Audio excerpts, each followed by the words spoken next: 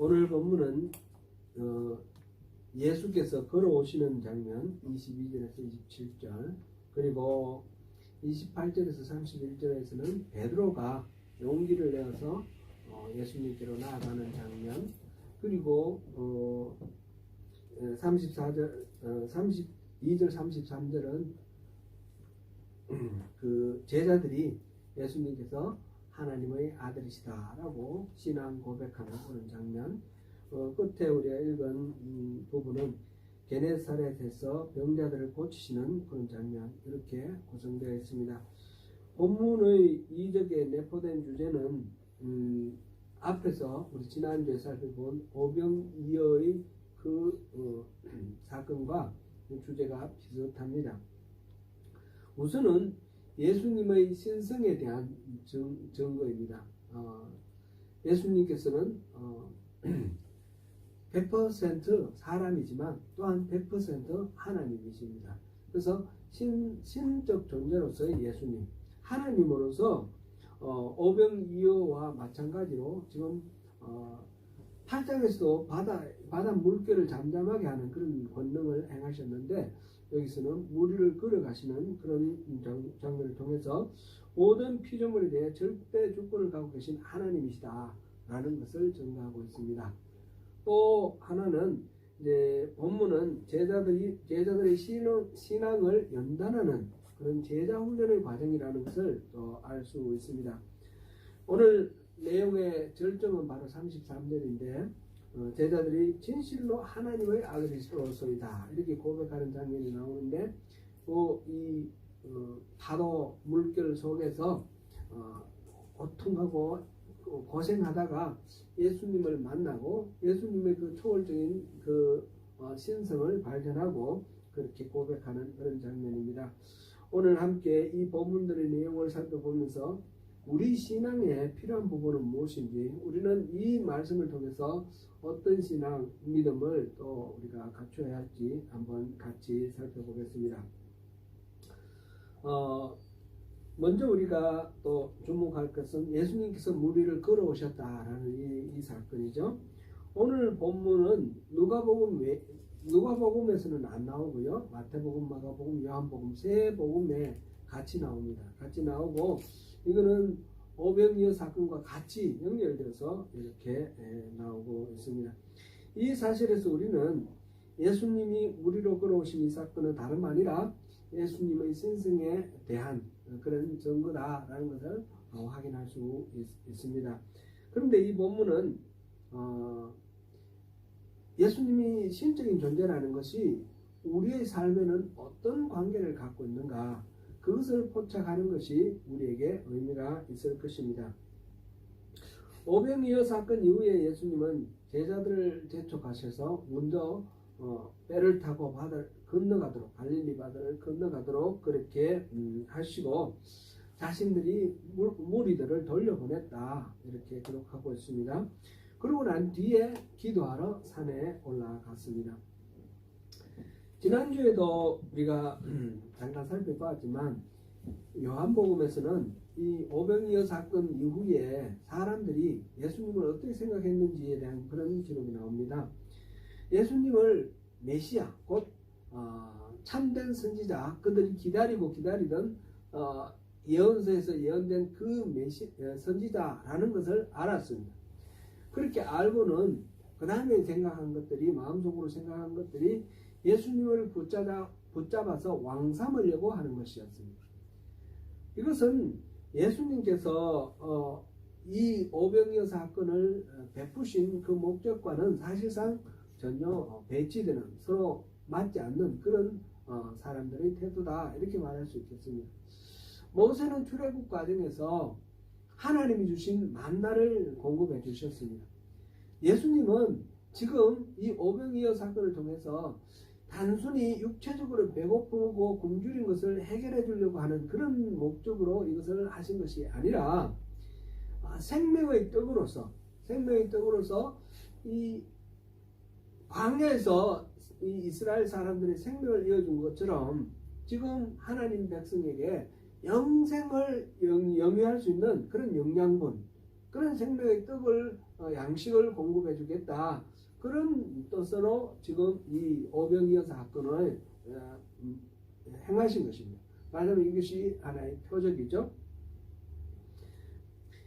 그래서 지금 오늘 있는 이 이야기도 단순히 물리적인 어떤 현상만 볼 것이 아니고 앞에서 오병이어 사건과 마찬가지로 예수님께서 영적으로 의도하시는 바가 어떤 것인가 그것을 함께 이렇게 연결지어서 살펴보아야 할 것입니다. 먼저 배를 타고 길을 떠난 제자들은 갈릴리 바다 한가운데서 풍랑을 만나 큰 어려움을 당하고 있었습니다.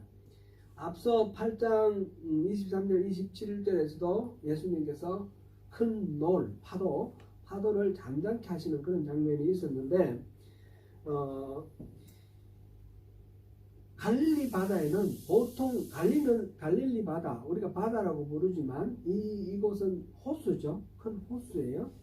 이 호수에는 보통 일반적인 호수에서 볼 수 없는 그런 특이한 그런 현상이 있었습니다.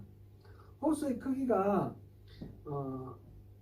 166제곱킬로미터라고 그랬는데 그것이 지난번에 우리 잠깐 살펴봤잖아요. 우리 하버 있잖아요. 하버 와이테마타 이 하버 우리 오클랜드 하버라고 하는 요 하버의 면적보다 조금 작아요. 이게 면적이 180제곱킬로미터입니다. 이제 이 와이테마타 하버는 보면 이제 리브 헤더 뭐 이쪽으로도 있고 뭐 이런 식으로 골짝골짝으로 이렇게 있으니까 그런데 갈릴리 호수는 타원형으로 이렇게 좀 이렇게 동그랗게 되어 있습니다. 그래서 실제로 폭이 10km, 뭐 길이가 20km 그랬는데 이거보다 훨씬 크게 보이겠죠. 좀 크게 보이지만 그러나 그 면적이 이 하버 정도의 면적이다. 이렇게 생각해 보면 이 우리 와이테마타 이 하버에서는 바다하고 연결되어 있으니까 바다에서 일어나는 어떤 현상이 일로 옮겨올 수도 있겠죠. 그러나 이 갈릴리 호수는 바다하고도 단절되어 있어요. 그런 데서 풍랑이 일어난다는 것은 아주 특별한 그런 케이스예요. 우리가 알다시피 그 이스라엘 남쪽에 보면 홍해가 이렇게 V자로 갈라져 있지 않습니까? Y자로 갈라져 있는데 이 아카바만에서부터 시작해서 사해, 그 다음에 요르단강 위에 갈릴리 호수 여기를 쭉 내려가면서 이거는 하나의 지구대 이 단청 활동으로 푹 꺼진 그런 땅이죠. 지구대는 영어로는 리프트 벨트 그러는데 말하자면 도랑처럼 땅이 푹 꺼진 그런 띠 모양의 지형을 말하는 그런 말이 지구대라는 말입니다. 그래서 여기는 푹 꺼져 있습니다. 사해는 지중해 바다보다도 400m 정도 더 낮다 그랬는데 이 갈릴리 바다도 한 200m, 213m가 이렇게 낮은 그런 곳입니다. 그러니까 이 지중해에서 불어오는 바람도 이렇게 이 산을 갈릴리 지역 산지를 지나서 이렇게 갈릴리 호수로 들어올 때 그냥 평지를 이렇게 흘러가거나 산으로 올라가는 것과 다르게 푹 꺼진 곳으로 이렇게 내려오고 이 육지에서 사우디아라비아 그 사막에서 불어오는 바람도 그렇게 그냥 평평하게 불어오는 것이 아니라 골짜기에서 이렇게 휘돌아가는 그런 모양으로 들어온다고 합니다. 그래서 이 갈릴리 호수에는 다른 호수에서는 볼 수 없는 특별한 그런 돌풍이 일어나고 또 이렇게 파도가 크게 치고 그 다음에 비가 내리고 이런 기상현상이 독특한 그런 현상이 있다고 합니다. 지금 예수님의 제자들이 바다로 배를 타고 떠났는데 해가 저물었을 때 떠났습니다. 저물었을 때 떠났으면 시간으로 따지면 한 몇 시쯤 될까요? 한 7시나 8시쯤 됐겠죠. 그런데 예수님께서 지금 이 바다 한가운데 지금 파도와 씨름하고 애쓰고 고생하고 있는 이 제자들에게 다가가는 시간이 사경이라고 그랬습니다. 사경은 저녁 6시부터 아침 6시까지를 4등분으로 나누는 겁니다. 그래서 새벽 3시부터 6시 사이에 해당되는 시간이 사경입니다. 그러니까 이 폭이 20km, 길이가 20km고 폭이 10km밖에 안 되는 그런 호수인데, 그것도 저 위쪽에 지금 가브나움 근처 그쪽 북쪽이면 좀 좁은 곳인데, 실제로는 2-3시간이면 충분히 건너갈 수 있는 그런 호수입니다.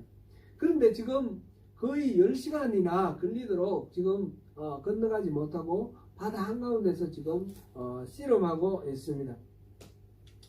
예수님께서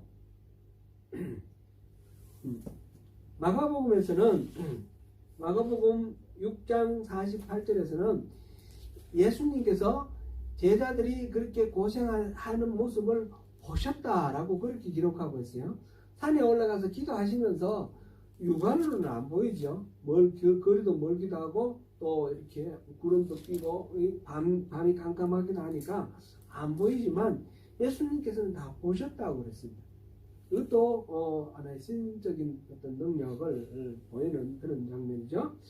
예수님께서 그렇게 고생하시는 모습을 보고 그 제자들에게 다가갔는데, 제자들이 거기에 고생하는 게 적어도 5시간은 고생하고 있었지 않습니까? 그 사이에 예수님께서는 보고 아시면서 지켜보고 계셨다라는 것을 알 수 있습니다. 그래서 이거는 예수님께서 그 제자들을 찾아가시기 이전에 제자들에게 그러한 힘쓰고 고통하는 그 장면을 알고 계셨다는 부분하고, 또 그것을 일부러 지켜보고 계셨던, 6시간을 지켜보고 계셨던 그런 이유, 이런 것들을 생각해 보면 특별한 어떤 의미가 있는 것이다, 이렇게 우리가 생각해 볼 수 있습니다. 그렇게 공포스러운 가운데서 바다 파도가 치고, 배는 이게 좀 그렇게 우리가 보는 큰 오늘날 우리가 볼 수 있는 이런 배하고는 다르죠. 작은 배들이죠. 어선 이런 게 사람들이 한 10명 정도 타면 가득 찰 만큼 그런 작은 배니까 파도가 치면 뒤집어질 수도 있고 깔아앉아서 죽을 수도 있는 그런 상황입니다. 그래서 제자들이 매우 두려워하고 공포에 떨고 있었던 것을 알 수 있습니다. 제자들 중 많은 수는 어부들입니다. 갈릴리에서 그 호수에서 고기를 잡던 어부들이니까 바다의 성질을 알고 이 기상 현상의 그 위험도 알고 있는 그런 상황에서 그 공격에서 빠져나오기 위해서 얼마나 두려워하면서 얼마나 애쓰면서 그렇게 분투하며 그렇게 노력했겠습니까? 그런데 그 6시간을 힘쓰고 있었지만 배를 전진을 시키지 못하고 가면 앞에서 바람이 불어오니까 뒤로 물러오고 이러면서 거의 절망에 빠져서 이렇게 고통하고 있었습니다. 아마 성경에 기록은 안 되어 있지만 아주 간절하게 하나님께 기도도 하고 그렇게 했을 것으로 우리가 충분히 짐작할 수 있습니다. 그런 상황에서 예수님께서 무리를 걸어서 나타나셨습니다. 사람이 무리를 걸을 수 없지 않습니까? 바로 예수님께서 바로 천상의 존재 하나님이시다는 것을 보여주었고요. 이 사건 속에서 중요한 교훈을 일깨워줍니다. 우리 인생길에는 갈릴리 호수에서 만나는 이런 돌풍과 같이 뜻하지 않는 어려움들은 얼마든지 있을 수 있다는 사실입니다. 까닭도 알 수 없고 헤쳐나올 수 있는 방법도 알 수 없고 마치 덫에 걸린 듯 올무에 걸린 듯 그렇게 어쩔 수 없는 그런 상황 속에 놓일 때에 이 사건을 기억하면서 그럴 때 그 예수님의 제자들이 어떻게 했고 예수님이 어떻게 하셨는지를 기억한다면 우리는 이 위기를 이겨낼 수 있을 것입니다. 하나님은 언제나 우리 모든 상황을 알고 계십니다. 예수님께서 산에서 기도하시면서 그 제자들이 고생하는 모습을 보았다 하셨습니다. 우리가 하나님을 찾기를 기다리고 계신다는 것입니다. 역대하 16장 9절 상 우리 같이 한번 읽어보겠습니다. 여호와의 눈은 온 땅을 두루 감찰하사 전심으로 자기에게 향하는 자들을 위하여 능력을 베푸시나니. 주님은 당신의 자녀를 버리지 아니하십니다. 아무리 처절하고 열악한 상황이 될지라도 주님은 기필코 우리를 찾아 구원해 주시는 분이십니다. 그러므로 우리는 어떤 위기를 당하더라도 주님을 바라며 우리 낙심하지 않고 주님을 찾아야 하겠습니다. 주님을 끝까지 의지하면서 신뢰하는 것, 그것이 바로 믿음입니다. 그리고 이러한 예수님이 다가오신과 동시에 베드로가 무리를 걸은 사건이 여기에 함께 기록되어 있습니다. 예수님께서 무리를 걸어 그들 가까이 왔을 때 제자들은 놀라서 유령이라 하며 두려워했다 그랬습니다. 바람소리 파도소리가 요란한 가운데 대화를 나누는 것을 보면 예수님께서 다가오신 것이 거리가 아주 가깝게 다가오신 것 같아요. 깜깜한 밤에 형체가 보이고 또 말소리가 들릴 정도로. 예수님은 제자들에게 안심하라, 나니 두려워 말라 이렇게 말씀하셨습니다. 이때 베드로가 말하기를 주여 만일 주님이시거든 나를 오라 명하소서. 그래서 나를 명하사 무리로 오라 하소서 이렇게 말했습니다. 예수님이 베드로에게 오라 라고 하셨고 베드로는 배에서 내려 무리를 걸어서 예수님께로 갔습니다. 신앙이라는 것은 하나님의 명령에 자기의 전 인격을 복종시켜서 그렇게 나아가는 모험과도 같은 것이 신앙이다 생각이 됩니다. 베드로는 폭풍과 몰아치는 이 바다 위를 예수님께서 오라 하시니까 그 말씀에 순종해서 걸어서 그 바다 위를 갔습니다. 베드로의 이 저돌적인 성격은 성경 다른 곳에서도 많이 발견되지만 특별히 이 장면이 인상이 깊습니다. 베드로는 베테랑 어부입니다. 그 일렁이는 파도 속으로 걸어간다는 것이 얼마나 무모하고 말도 안 되는 것인지 충분히 알 것입니다. 그걸 모를 리가 없겠죠. 그런데 베드로는 주저없이 배를 떠나 그 무리를 걸었습니다.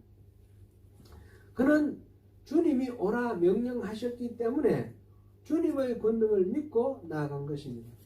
이것이 베드로의 믿음이며 우리가 지녀야 할 순전한 믿음입니다. 물론 베드로는 그렇게 걷다가 갑자기 눈에 들어온 그 파도 그리고 바람으로 인해서 무수하는 순간 금방 물에 빠지고 말았습니다. 베드로는 소리를 질러서 주여 나를 구원하소서 그렇게 외쳤고 예수님은 즉시 손을 내밀어 그를 붙잡았다 하였습니다. 믿음이 작은 자여 왜 의심하였느냐. 믿음은 전적으로 주님을 믿고 이렇게 나왔으면 끝까지 그렇게 나가면 될 텐데 의심하는 순간 물에 빠졌음을 알 수 있습니다. 베드로가 주님께로 나아갔는데 풍랑이 여전히 휘몰아쳤습니다. 주님과 함께하는 길에는 모든 문제가 제거되고 아무런 어려움이 없이 평탄한 길만 펼쳐지는 것이 아닙니다. 창세기의 요셉 이야기를 한번 기억해 보면 좋겠습니다. 요셉이 39장에 보면 이제 형들에 의해서 노예 상인들에게 팔려가서 이집트의 시위대장 보디발의 집에 노예가 되었습니다. 그럴 때에 여호와께서 그와 함께 하셨으므로 그가 형통하였다 이렇게 기록되어 있습니다. 그래서 주변 사람들이 다 이 요셉을 여호와께서 함께 하심으로 형통한 사람이라 이렇게 인정을 했습니다. 나중에 그 시위대장 보디발의 아내의 유혹을 받았는데 그거를 거절함으로 인해서 억울하게 옥에 갇혔습니다. 옥에 갇혔어도 여호와께서 그와 함께 하심으로 그가 형통하였다 이렇게 기록되어 있습니다. 그가 형통한 것은 그가 이렇게 억울하게 노예로 잡혀가서 이렇게 어려운 상황에 놓인 그 모든 억울함이 풀려난 것이 아닙니다. 해결된 것이 아닙니다. 그가 모함을 당한 것이 이렇게 해명된 것도 아닙니다. 그는 여전히 노예 상태였고 그는 여전히 감옥에 갇힌 죄수의 상태였습니다. 그런데 이것을 성경은 그가 여호와께서 그와 함께함으로 그가 형통하였다 그랬습니다. 그리고 주변에 있는 사람들이 다 그것을 알았습니다. 우리가 신앙생활을 함에 있어서 하나님께서 함께 하신다 이렇게 생각할 때는 하나님이 나와 함께 하시면 내게 어떤 문제도 없고 내가 가지고 있는 어떤 문제도 다 해결될 것이다 이렇게 생각하는데, 그렇게 되는 것을 형통하다라고 말하지 않는다는 것을 우리가 성경에서 확인할 수 있습니다. 형통하다는 것은 여전히 억울하게 노예 상태로 있었지만 하나님이 함께 하심으로 그가 그 억울함, 그 고통에 갇혀 있지 않고 하나님이 인도하시는 대로 자유를 누리면서 행복하게 살아가고 있는 그런 모습을 우리가 볼 수 있습니다. 감옥에 갇혀서도 마찬가지죠.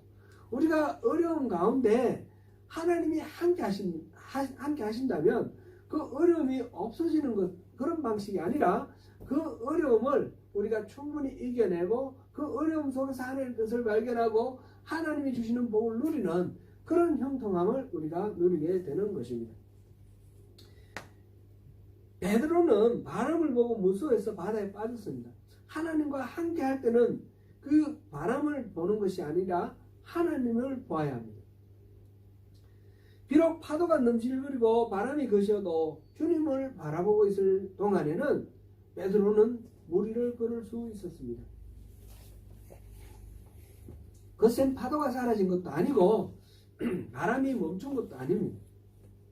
여전히 거세게 파도가 몰아쳤지만 베드로는 바다 위를 걷고 있었습니다. 그것이 주님 안에서 동행하면서 살아가는 평안이고 자유입니다. 시선을 하나님이 아니라 주님이 아니라 환경으로 시선을 빼앗겼을 때 베드로는 금방 무서워하고 물에 빠졌습니다. 베드로는 외쳤습니다. 주여 나를 구원하소서.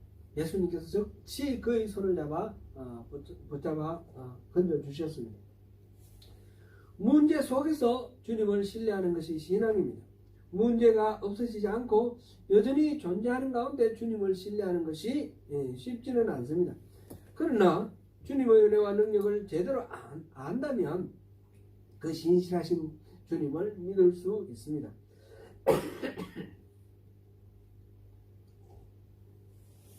그래서 하나님을 아는 것이 중요하며, 그래서 신앙의 본질은 종교적인 행위를 하는 것이 아니라 하나님과의 친밀한 관계를 맺는 것이고, 그것을 성경에서는 의롭다 이렇게 일컫고 있습니다. 오늘은 505주년 종교개혁 기념주일입니다. 1517년 10월 31일 마틴 루터는 비텐베르크 성당 문에다가 95개조 반박문을 붙임으로부터 시작해서 이 종교개혁의 불꽃이 타올랐습니다. 루터의 종교개혁은 교회가 시작된 지 거의 1500년 가까이 되면서 교회가 부패하고 교회가 타락하였으며 형식적인 종교행위가 신앙생활을 뒤덮었기 때문에 이 종교개혁이 시작되었습니다. 신앙은 하나님과 우리 사이에 관계가 바로 세워지는 것입니다. 하나님은 우리의 하나님이 되시고 우리는 하나님의 백성이 되는 것, 그것이 온전한 신앙입니다. 이것은 창세기 처음 아담을 창조하셨을 때부터 계속해서 하나님이 우리에게 요구하시는 그런 내용입니다. 모세가 시내산에서 그 언약을 맺은 부분도 바로 그것입니다. 이스라엘은 하나님의 백성이 되고 하나님은 이스라엘의 하나님이 되는 이런 온전한 관계, 바른 의로운 관계를 설정하는 것, 이것이 바로 신앙입니다. 신앙의 핵심입니다. 그런데 그 이스라엘 백성들은 그 시내산 언약을 잊어버리고 자기들은 선민이다, 아브라함의 자손이다, 자기들은 성전이 있다, 자기들은 짐승 제사 바친다, 이런 종교의 그 껍데기에 미혹되어서 하나님과의 온전한 관계를 잃어버렸습니다. 그래서 그들은 나라가 멸망당했고 흩어졌고, 하나님께서는 새롭게 언약을 세우기 위해서 예수님께서 인간의 육신을 입고 이 땅에 오셔서 십자가를 지시고 부활하심으로써 새 언약이 체결이 된 것입니다. 이런 새로운 언약은 다름 아니라 예수님께서 약속하신 성령으로 인해서 우리가 하나님과 늘 함께하고, 우리 지난 수요일 예배 때 우리가 살펴봤네요. 하나님이 우리와 함께하고 우리가 하나님과 함께하는 그런 삶, 이것이 온전한 신앙인 것입니다. 이것이 하나님과 우리 사이에 언약이 온전히 이루어지는 그런 관계입니다. 예수님께서는 제자들을 선택하셔서 3년 동안 이 땅에서 공생의 생활을 하셨는데, 그동안에 예수님이 하신 일이 무엇입니까? 그 제자들과 함께 하기입니다. 같이 사는 것이었습니다. 하나님 나라를 이 땅에 이룰 제자 훈련의 핵심은 하나님과 주님과 함께 하면서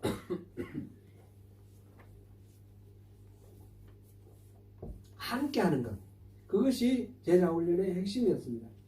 사도행전 10장에서 베드로는 고넬료라는 이탈리아 군대의 백부장의 그 집에 가서 복음을 전했고 성령이 임하시는 그런 경험을 하게 되었습니다. 그래서 이 주님과 함께하는 것, 하나님의 백성이 되는 것은 이스라엘 유대인의 그 혈통의 문제가 아니라는 것을 입증을 했고, 또 나중에 이제 바울 사도가 이방인들에게 복음을 전하는 이 과정을 통해서 예루살렘 공회를 열어서 이 할례를 중심으로 하는 종교 행위, 율법에 명시되어 있는 어떤 종교 행위가 중요한 것이 아니라, 그런 행위를 통해서 하나님께서 기대하시고 바라신 바 하나님과의 온전한 관계를 이루는 것, 그것이 신앙의 핵심이라는 것을 이렇게 성경 사도행전 15장에서 그렇게 보여주고 있습니다. 말하자면 예루살렘 공의회, 이것은 바로 제1차 종교개혁이다, 이렇게 말해도 틀리지 않겠습니다. 유대인만이 아니라 이방인까지 포함한 모든 사람들에게 복음은 유효하고, 할례로 대표되는 형식이 아니라 성령으로 인하여 주를 찾는 믿음으로 말미암아 구원을 받는다는 사실이 공식적으로 인정되었습니다. 1500년의 역사가 흐른 후 마르틴 루터가 외친 것도 선행을 많이 한다거나, 아니면 이 마르틴 루터가 로마에 갔을 때 행했던 것처럼 그 상타 스칼라 상타, 그 성당에 갖다 놓은 그 베드로 빌라도의 그 계단, 그게 무릎 꿇고 올라가고 내려오고 이런 고행을 하면 뭐 이렇게 구원을 얻는다, 이런 거를 믿었는데 그런 것도 아니라는 것이죠. 그리고 또 면죄부를 사는 것, 이걸 가지고 구원을 얻는 것이 아니다 라는 것을 루터가 말했습니다. 루터가 말한 바는 바로 주님을 바로 알고 주님을 사랑하는 바른 관계, 하나님의 의로 인해서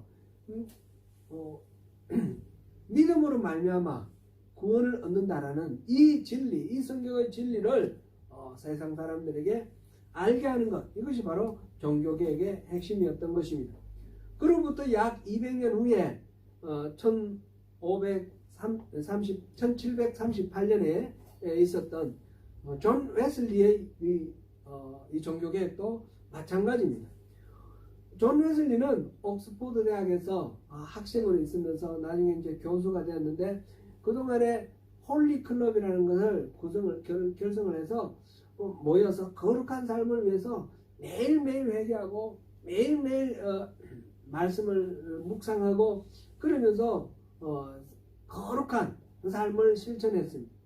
그러나 그가 미국 조지아주에 선교사로 가서 3년 동안 있으면서 깨달은 바는, 자기는 전혀 거룩하지 않고 자기의 그 죄는 전혀 해결되지 않았다는 것을 깨달았습니다.